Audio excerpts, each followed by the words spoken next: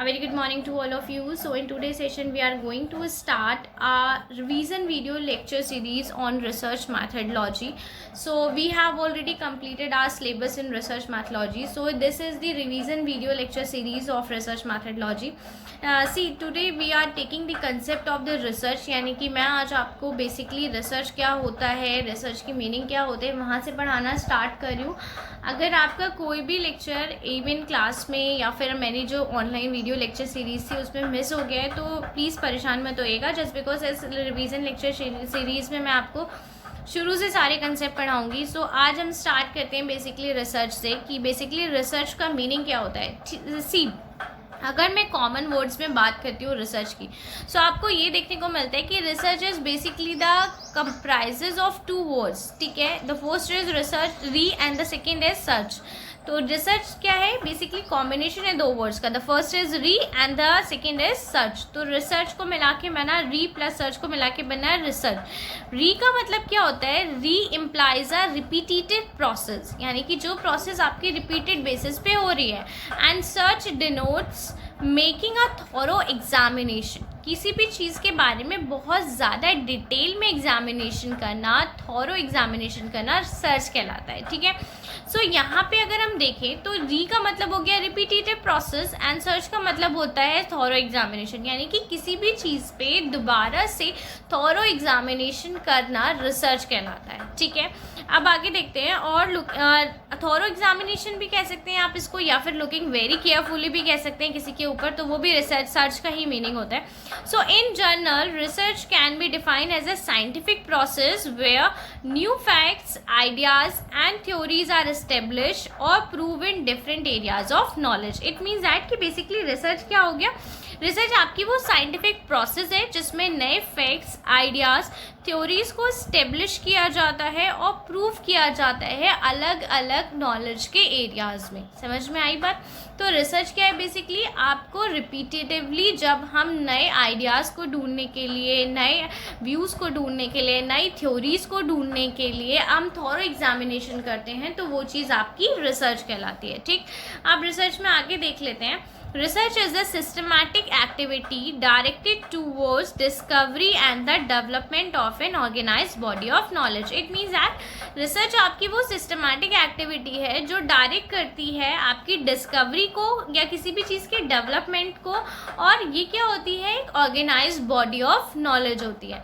यानी कि जब कभी भी आप रिसर्च करते हो तो रिसर्च तो एक सिस्टमैटिक प्रोसेस तो है ही है, ये तो हम सब जानते हैं. सिस्टमैटिक के साथ साथ एक साइंटिफिक प्रोसेस भी है, जस्ट बिकॉज उसमें कुछ प्री डिटरमाइंड स्टेप्स हैं, आपकी कुछ बेसिक फॉर्मूलाज हैं, टेस्ट हैं जो आपके प्री डिटरमाइंड है. तो वो एक साइंटिफिक बेसिस भी है आपका, एक प्री डिटरमाइंड बेसिस भी है, सिस्टमैटिक बेसिस भी है, जो क्या करती है आपकी डिस्कवरी और डेवलपमेंट को फैसिलिटेट करने का काम करती है. ओके, आगे देखते हैं रिसर्च में. रिसर्च को और अच्छे से समझने की कोशिश करते हैं. Research comprise defining and redefining problem. Research basically define करता है रीडिफाइनिंग ऑफ प्रॉब्लम, यानी कि अगर आपको कोई प्रॉब्लम अराइज हो रही है तो आप उस प्रॉब्लम को दोबारा से डिफाइन कर रहे हो. फॉर्मुलेटिंग हाइपोथेसिस, देन आप उसकी हाइपोथेसिस क्रिएट करते हो, और suggestion solution, collecting, organising and evaluating data. Then आप उस सॉल्यूशन के लिए क्या करोगे, आपने जो भी हाइपोथेसिस फॉर्म की है उस हाइपोथेसिस के बेसिस पे जब आप उसका एक सॉल्यूशन बना लेते हो इमेजिनरी, तो उस सॉल्यूशन को कैरी ऑन करने के लिए कि आपका जो आपने अजम्पशन बनाया है, जो आपने सॉल्यूशन अजम्पशन बनाया है वो सही है या नहीं, उसके लिए आप डेटा को ऑर्गेनाइज करते हो, इवैल्यूएट करते हो, कलेक्ट करते हो, एंड देन आप उसका क्या करते हो, कंक्लूजन निकालते हो. ठीक है, on the basis of the hypothesis formulation. तो इसी को हम क्या बोलते हैं, रिसर्च बोलते हैं. यानी कि आपकी ऐसा नहीं है कि आप कुछ नया.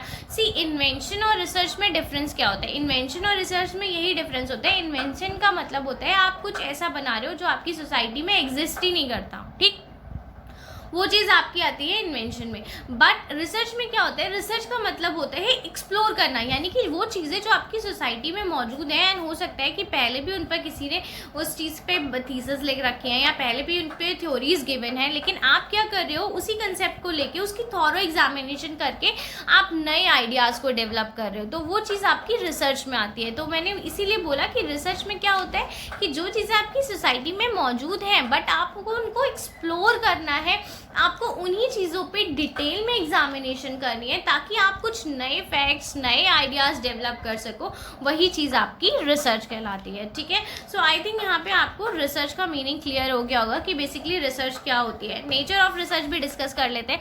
Nature of research it is basically a systematic activity. As I told you कि इसमें प्रॉपर एक सिस्टम होता है, प्रॉपर आपकी रिसर्च की प्रोसेस डिफाइन की जाती है स्टेप बाय स्टेप, इसीलिए हमने इसको क्या बोला है, it is systematic activity. Logical process, obviously बात है, research is based on some logic, ठीक। विदाउट लॉजिक आपको कोई भी रिसर्च प्रोसेस आप कंडक्ट नहीं कराते हो, तो रिसर्च हमेशा क्या होती है, लॉजिक पे बेस्ड होती है। Next is based on empirical evidences, यानी कि हर रिसर्च के कुछ ना कुछ एविडेंसेस होते हैं। विदाउट प्रूफ, विदाउट एविडेंस आपकी कोई भी रिसर्च का कंक्लूजन नहीं निकाला जाता है। Next is control in nature, बिल्कुल ये कंट्रोल में होती है जस्ट बिकॉज आपके रिसर्चर का फुल कंट्रोल होता है आपके रिसर्च प्रोसेस पे। वो जब चाहे, जैसे चाहे अपनी रिसर्च को मैनिपुलेट कर सकता है, उसमें चेंजेस कर सकता है, इसलिए हम इसको बोलते हैं कि रिसर्च क्या होती है, आपकी एक कंट्रोल्ड एक्टिविटी होती है। Next is based on facts and figure, बिल्कुल फैक्ट्स एंड फिगर पे ही बेस्ड होती है रिसर्च, जस्ट बिकॉज अगर आप देखो तो हम रिसर्च में क्या करते हैं, हम रिसर्च में हम various types of data collect करते हैं। तो जब हम अलग अलग तरीके का डेटा कलेक्ट कर रहे हैं तो ऑब्वियस सी बात है कि आपकी रिसर्च किस पे बेस्ड है, रिसर्च आपकी बेस्ड है फैक्ट्स एंड फिगर्स पे, ठीक।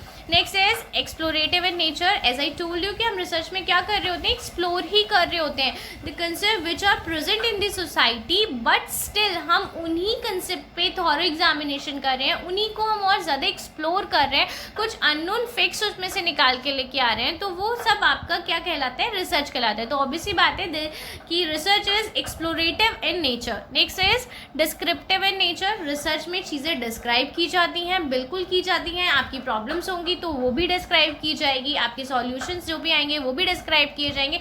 विदाउट डिस्क्रिप्शन रिसर्च पॉसिबल ही नहीं है, अदरवाइज आप फाइंड आउट ही नहीं कर पाओगे। You are not able to find out the conclusion, you are not able to find out the recommendation कि आपकी पर्टिकुलर जो प्रॉब्लम अराइज हुई थी उसके रिगार्डिंग आपने क्या कंक्लूजन निकाला, ओके।